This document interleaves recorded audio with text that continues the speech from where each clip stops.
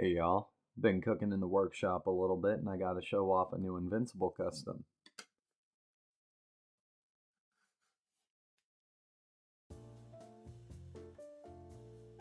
So, animated Bumblebee and me have a little bit of a history. This figure is one of the first that I ever really had as a kid. I had the McDonald's version. That was my first ever Transformer, and I got a lot of mileage out of that. A lot of car rides, a lot of play out of that one thing. So, whenever I saw this guy on Amazon for about 20 odd bucks, you already know I had to get him. Front, side, back, he is perfectly accurate to the animated art style. It has kind of been hit with the G1 beam, so to speak, but it's not really too big of an issue here, you know? The only thing that I could say is like maybe put some more yellow on the legs and angle out the shoulders a little, but that would compromise the transformation and make the legs way too yellow and samey, and it just wouldn't look good. The way that they've done things here is accurate to both G1 and animated, but it is more so animated than it is G1. Well, how do you know? Do you got a G1 figure? Yeah, I do. This is the 86 Bumblebee. So the Studio Series 86 Bumblebee is my definitive G1 Bumblebee. It does the conversion and the Ultima pretty well, aside from the kind of color matching. This Bumblebee does it superiorly in every single way. I think that the color matching and the overall design that they've put into this thing are a lot more suited towards the animated design rather than the G1 design. It definitely is reminiscent of both, but you can definitely tell that they put a lot of consideration into both the robot and car mode when you look at all of the kibble placement and everything, which surprisingly, not a lot of kibble. And you know what is there is sort of show accurate, minus the back of the feet being the actual car front. I don't know how they would have engineered that differently as opposed to what they've got going on here, but everything looks really well done. The only complaint that I've seen people have is the clear plastic on the back and front plates there. To that I say it is it's whatever. I'm not really opposed to modern clear plastic. This has no signs of deterioration or cracking on me, except for maybe that one little bit there, but that could just be a metal piece shining through. The tabs haven't even got any stress marks or anything. It is solid as hell. And the Waspinator redeco that was supposed to come out with the original animated series actually is finally hitting Age of Prime's shelves. It's on shelves right now, so if you're able to, pick that one up too. I can't recommend this mold enough. The only thing that I think he comes up a little short in is the size comparison. Again, we're going to go ahead and bring out the Studio Series 86 Bumblebee, which he actually is taller than.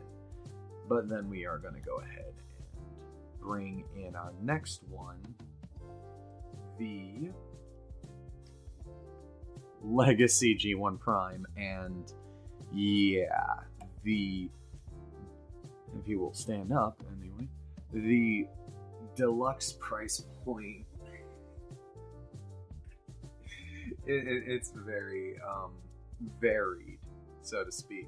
This is definitely on the smaller side of figures that you can have available, especially when you bring out his actual cast member, partner, friend, leader, Optimus. Yeah, that's laughable, brother. God, just issues with everybody standing. This is a little ridiculous. I mean, it's in scale with the show, and I can't really be mad at that, but this this is really pushing core class. I mean, let's be real, Yellow Cliff Jumper here, just, he's small. He's so small. I was honestly really disappointed with how short that he was when I first got a hold of him. And then you put him next to his other cast members, and no, I don't have Prowl, shut up and forth. And it just gets so much worse. The size of this lad is laughable. Truly it is. But am I really that upset with it when you get to the engineering and everything? No. It's really the best they could have done. And given the vehicle mode scaling as well as robot mode scaling, I can't really complain too much about this. Accessories. Here we go. Alright. So, his stingers are on his rocket boosters, and I've seen a lot of people complain about that in terms of design or playability, but to that I say, did you watch the show? Did you see animated? These things shoot. They're laseries. They're not stabbies. They're not a launcher like Waspinator in Beast Wars. They're energy weapons. It makes sense why they're guns. It's the same aesthetic and vibe. Like, yeah, it doesn't go into his hand in a way that looks pleasing like it does in the show, but cut them some fucking slack. They gave us both vehicle mode boosters and stingers in one package. And there is some more functionality to just the stingers in terms of well, alright, that's just fun. In terms of sculpt, before we do that though, these are pretty one-to-one with what we saw on the show, despite the fact that they are made out of a smoky, clear plastic. The only thing I have to say about this is, why is it the accessory, for one, and for two, I much would have preferred if this were the tint for the windshield like they did with the Waspinator repaint. But getting onto the Stinger's added functionality as blast effects to the booster, and it does sort of work, which is partially why I think it's made out of a transparent blue. We can combine them, slap down the middle, make sure it's straightened out, set that aside for right now. Then you take Bumblebee here, spoil the transformation a bit by opening up his arm and folding that in, then you close it, position it accordingly, put the arms together similarly like that, and then you are going to take the bottom two tabs, slap those on in there, and they are at an angle for that specific purpose. And you have his combined stinger from the show, which is really cool that they bothered to put this in as a... Sorry, I just gotta pick out those. They are not as smooth as I would like. Again, we'll get to it later. But yeah, if you get him in a good enough pose, obviously, there we go. But there is the combined stinger mode, looking pretty close to what we saw in the show. Like this, it really does give off the illusion that they are coming out of his hands, but then, you know, you go to separate them and they look like mantis arms. So, you know, we'll just keep that combined for this little talkie segment before we get to the car mode. I do think that the way that this has been engineered is very clever and fun. Utilizing the transformation joint for both the accessory and transformation is always something that I find to be intuitive and enjoyable in a figure like this. You know, it's something that you can naturally discover by just messing around with it for a little while. Obviously, it says it in the instructions, but at the end of the day, it does get the job done, looks good, and with a wee bit of editing, it will look spectacular. So, with the accessories done, we are going to be moving on to articulation.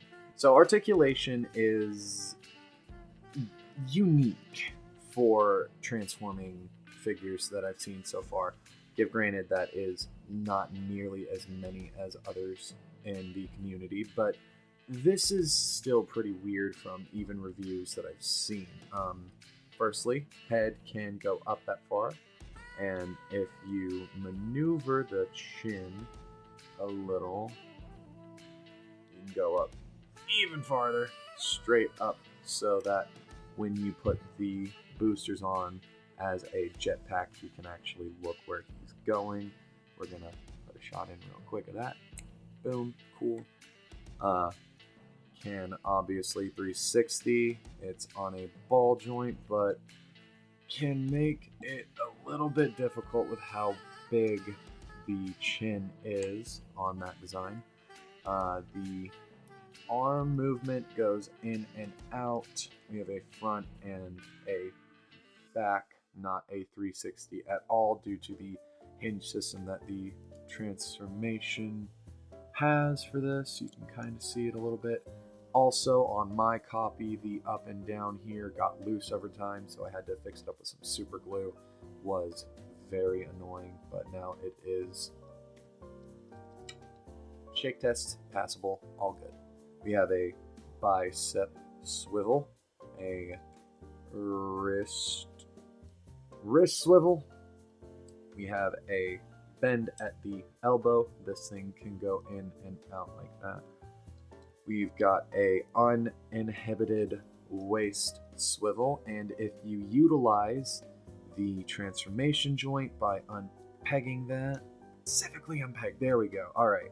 If you utilize the transformation joint, you can get a ab crunch, which is unintentional, but still very appreciated for some of those gamer poses because he plays video games. Yeah, fighting simulator, racy, obnoxious little brother. Ooh, Call of Duty lobbies in 2007. Legs can kick out 90, bend 90, and they can go back the same amount, providing both the gymnast and cheerleader split. Very clean. And at the foot, no swivel, but you do get a pivot that you have to maneuver the plastic around, sort of. It kind of clicks in and out of place. It can be annoying to get used to at first. It's really just kind of a little, it's a bit odd. That's really the way the articulation is best summed up, is it's a bit odd. It's comparable and it has some things that not even modern Voyagers have, you know, like rotating wrists. Do it this small, you can do it on fucking anything Joe has, bro. I'm on to you. I'm on to you. But the thing about it is that a lot of the figures compromises in its articulation. It more than makes up for with the transformation, which is more than fun to do getting from A to B. So let's go ahead and do that real quick.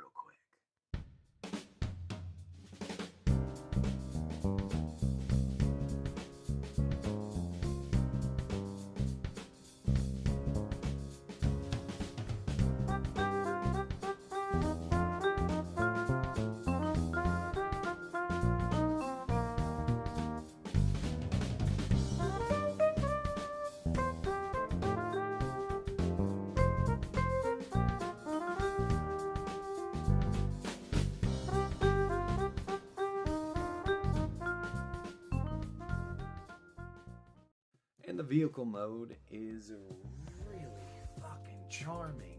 It's a perfect recapturing of the original animated Bumblebee car mode from way back in the day. The only thing that I can really complain about here is the gappy nature. Some of the panels don't quite to line up properly, but it is what it is. And the obvious mech tech ports, but that's where the aforementioned runners or rocket boosters slash stingers come into play. You just pop those in on the sides, and honestly, the car mode really does not feel complete without those on the side. But I chose to leave them off for the first initial shot just to be fair. This is how I personally keep mine all the time, at a slight angle with the boosters like the show. That also will hide the hinges from the robot mode pretty well, and I gotta tell you, man, just so much good shit. The details are perfectly captured here, with the Autobot logo being small but so well done, and having that little light bulb flasher thing that Captain Fanzone uses in the show is in a transparent red is so fucking cool. This thing literally jumped out of my childhood dreams, and I cannot tell you how much it made me happy to get this thing. Like, seriously, this little fucking figure was the entire reason that I got back into Transformers. With a transformation that is buttery smooth, intuitive, and fun every single time to do, it's almost impossible to hate this thing. And, you know, we could always try to be a G1er about it and compare it to this thing, but they both have their merits, in my opinion. A cheapified Volkswagen Beetle versus a cheapified modern Mini Cooper slash hatchback thing.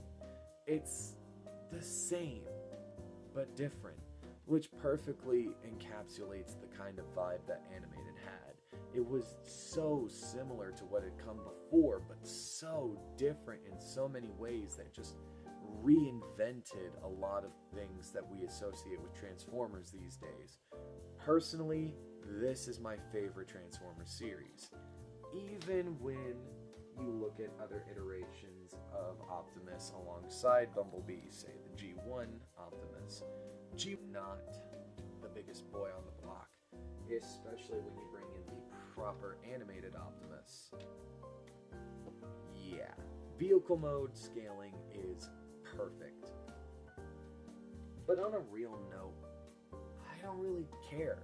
I'm incredibly biased when it comes to this thing. I can tell you that the MechTech ports are ugly, that the wheels being pinned on is a complete fluke and it should be thankful that it has it. I could talk about the lack of paint on the backside of this thing, like no license plate detailing, no back glass detailing, not even any lighting. But you can always just put that in yourself or get some repro labels. It's not that big of a hassle. This figure to me means something on a deeper level. This figure to me represents cultivation of a passion that was once long gone. Like I mentioned in the last review, the studio series Age of Extinction Prime, go check that out if you haven't already, by the way. Thank you. You will remember that Revenge of the Fallen specifically made me despise the Transformers series for a while. Well, not really despise it, but it really made me not into it. I would always have a passing interest, but never really go that far with it. But this little guy completely changed that for me. He brought my interest in this show back. And after I finished watching Animated, I went on to Beast Wars, started up on G1, and just got into Transformers as an entirety. This franchise means something to me, and this figure is responsible for bringing that passion and that love of it back, and I am more than happy with it. Despite its shortcomings, despite it being ridiculously small for a deluxe class figure, I can't be mad at it. Just everything that it does, the robot mode, the vehicle mode, the entire package is so well done that I can't be mad at it. No matter how many times I do this transformation or roll it back and forth on the pinned wheels, every single time that I mess with Bumblebee, it's a good time. And honestly, that's what Transformers is to me. A damn good time, no matter what you do.